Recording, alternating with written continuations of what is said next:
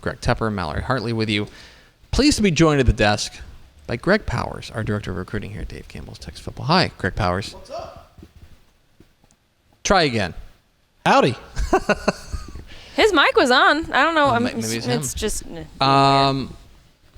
had a lot to get to because I know that it's been now a couple weeks since the debut of Dave Campbell's Rising, and so that means we got some stuff to talk about. Yeah, all pent up, right? It's Crootin season. Every day is Crootin season. Every day is Crootin season. Let's not waste any more time. I'm Greg Tepper. That's Greg Powers. This is This Week in Crootin.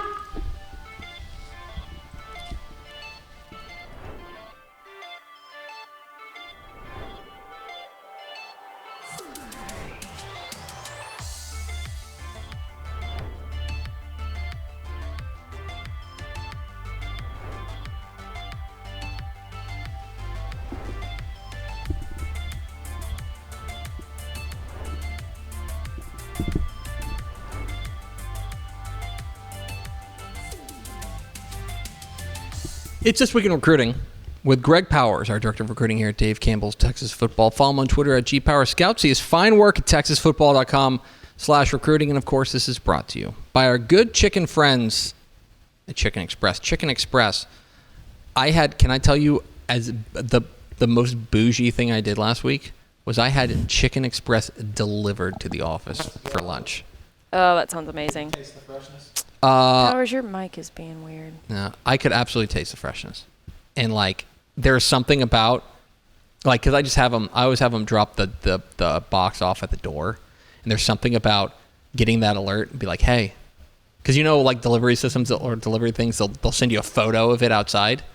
There's nothing. That is a photo that I cherish, is when that photo comes in. It's like, oh, there's a box, the yellow box sitting outside for you. I have the Chicken Express commercial. Mm-hmm. Well, the website pulled up here. Can't see it at home. Try that now. Can't see it at home. Can you mess with your mic? We might have to do some technical stuff here on the Greg Powers, tell me about what you're watching. We're watching Chicken Express. There we The go. website is amazing. The rolls dropping into the basket. It's good stuff. It's This Week in Recruiting with Greg Powers, our Director of Recruiting here at Dave Campbell's Texas Football. A lot to get to. We're going to start with our prospect on the rise.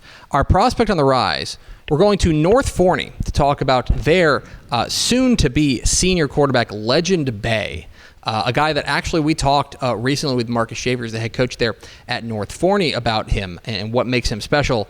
And he was on fire this past week, picking up new offers from A&M and Georgia. He's already got offers from places like SMU, Notre Dame, Ohio State.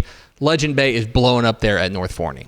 Yeah, no doubt about it. Legend Bay is one of those guys who, Bay is just one of those guys who can do it in a multifaceted role, right? Like, he's a guy who rushed for 1,952 yards and 28 touchdowns last season, and he's been going off with national level offers, namely Georgia and Texas A&M this week. So huge offers there for Legend Bay coming in from all over the country. It'll be interesting to see what he does in his recruitment now, because I'm listening to him as a QB athlete. He wants to play quarterback at the next level. But some of these bigger schools are offering him as an athlete. So he has a tough decision to make as his recruitment clock is ticking as the spring official visit tours are coming up, about what he wants to do. Will he be a quarterback, or will he possibly play wide receiver or running back? The ball's kind of in his court. Some of these big schools have said, hey, we'll recruit you as an athlete, give you a shot at doing that first and see how it works out. But Bay, obviously talented, can do anything he wants on the football field. And, teams in that district got a chance to see it last year firsthand, because he made a huge impact in Marcus Shavers' first year at North Forney. Yeah, Marcus Shavers, when we talked to him at the THSCA Leadership Summit, he was going on and on about what he brings to the table and what a dynamic player he is. He is getting noticed on the biggest stages there. Legend Bay, our prospect on the rise here. Let's get to our commit of the week, and I'm putting commit of the week in quotations, because our commit of the week is Honeygrove 2026 running back Rylan Morris. There were no new commitments this past week, but there were, in fact, This is a guy who was he committed before the 2024 season, and we want to make sure we spotlight him because he shined at the Under Armour Next Camp in DFW, was absolutely crazy. The Baylor commit has been an absolute rock star there for Honeygrove, and entering a senior season, wouldn't be a surprise to see him continue to get pursued by a number of big name programs. Yeah, no doubt about it. The 5'9", 170-pounder has been committed to Baylor for a while, but I just felt like we needed to shine more spotlight on his commitment because at the time that he committed, it was like the end of July, and I feel like we were at THSCA or coming back from THSCA, so I just don't feel like this commitment got its due. At least we didn't get a cover in the way that I really wanted, or shine the spotlight on it in a way that I thought was really proper for Rylan Morris, for Honeygrove, and for Baylor, because this is a huge get. This is a huge commitment for the Bears.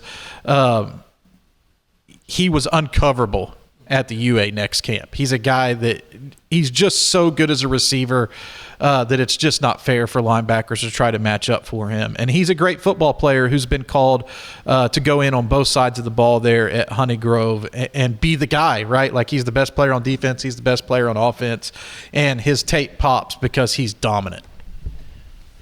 Rylan Morris there at Honeygrove he's electrifying, plain and simple, and one of those guys there in that small school ranks that I think you might take for granted, but this guy has been absolutely spectacular all year long, and it's now a Baylor commit since the beginning of the season, and figures to be electrifying once he gets to Waco. Baylor's got some dogs in the class of 2026. Let's round it all out with our recruit of the week, or rather our underclassman of the week. Our underclassman of the week is Sheldon C.E. King 2028 wide receiver Dillon Mitchell. I want to talk about something that went a little viral this weekend, which was that it was the Blue Bonnet Invitational, which is one of the first big track meets of the season. Track season is starting to get going. And there was a 100-meter dash that went viral. And now Dillon Mitchell came in third, which is pretty impressive because he was behind, he was behind Braden Williams of Duncanville and behind Richard Lee of Dickinson, two very fast guys. I believe both seniors, too. This guy now just entering his sophomore season, right? Yeah, he will be entering his sophomore season. Here's the thing, though. Dillon Mitchell ran a 10.29 and came in third place in this. That's wild. He is a name to know moving forward, not just because of what he does in the track, but also because of what he does on the field as well. Yeah, no doubt about it. This was a coming out party for Dillon Mitchell. He got 10 offers on Sunday. 10 offers on Sunday, and not just from these were from big time programs. Just here's a sampling of that list: Houston, Texas Tech, SMU, Florida, Georgia, Baylor, Ole Miss, Texas A&M. Twitter's down right now. X is down. This morning, he posted 2 more offers, Arizona and Syracuse. So he's up to at least 12 offers following that 10.29 100-meter dash at the Blue Bonnet Festival. And this is a good chance to emphasize the importance of the multi-sport athleticism, and especially track as it relates to the football recruiting process.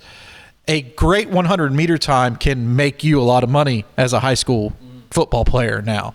And I would encourage a lot of guys, if you're fast, to run track, because you're only going to get faster, and some of these times out here are going to earn you not only scholarship money but future NIL opportunities as well. And Dillon Mitchell definitely had his chance to sign. Now we're doing something else original as we talk about Dillon Mitchell. You're watching his sub-varsity tape where he absolutely dominated. We don't usually show sub-varsity tape, but I think it was important to show this one because as I've watched sub-varsity films over the last few years, I'm putting him up there with guys like Anthony Hill or DJ Hicks, who had this great freshman tape but didn't have a chance to go on the varsity team. Well, Dillon Mitchell will be one of C.E. King's top offensive weapons in 2025, and that freshman class at C.E. King is really special because you don't only have Mitchell. Texas Tech was one of his offers this weekend, but Texas Tech also made offers to Cameron Snyder And Oswald Jaquette III, they call him Trey. It goes by his nickname Trey over there at CE King. Tech also offered those two guys. So that 2028 class at CE King, we're going to be talking about it for a few years. And here's the thing, because I'm looking at it right now. This is at A&M. They host the Blue Bonnet Invitational. And this was the final of the boys 100 meters, okay?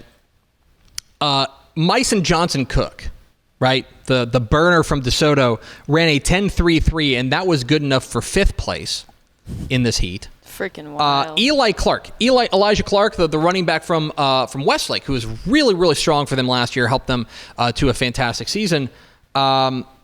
He ran a 10.46 and came in 8th in this heat. The winner, by the way, Braden Williams at Duncanville, ran a 9.99. That's up 10. Now people are gonna look at this and they're gonna say that there was wind behind it, and certainly, grain of salt. I don't care how much. I don't care if there's a hurricane behind these guys. If you're running a sub 10 in March, different around here. Anyway, keep an eye on Dillon Mitchell, now entering his sophomore season there at CE King. He's Greg Powers, our director of recruiting here at Dave Campbell's Texas Football. Follow him on Twitter, GPowersScouts. He has fine work at TexasFootball.com/recruiting. Thanks, Powers. Don't say anything because your mic doesn't work.